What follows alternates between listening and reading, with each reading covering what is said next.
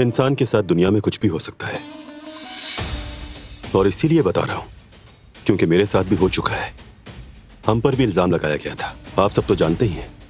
बहुत कड़ा वक्त था। कुछ लोगों ने सुन लिया और कुछ ने बगैर सुने फैसला सुना दिया। उम्मीद है आप लोग इस मामले को जल्द ही हल कर लेंगे और आपकी कंपनी की इमेज पर कोई असर नहीं पड़ेगा।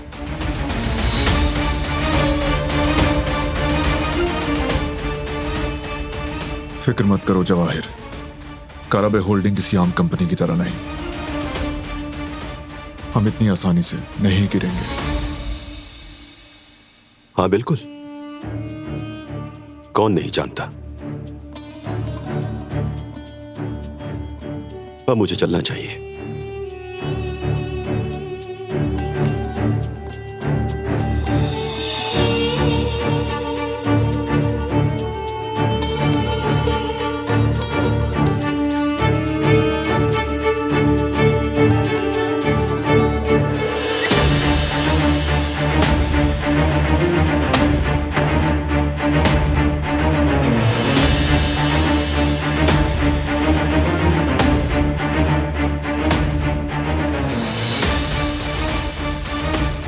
ये बंदा मुझे मशकूक लगता है।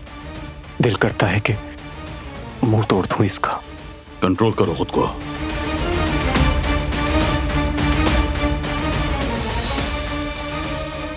इसे भी हमसे चिढ़ है, जैसे इसकी दुम पर पैर रख गया हो।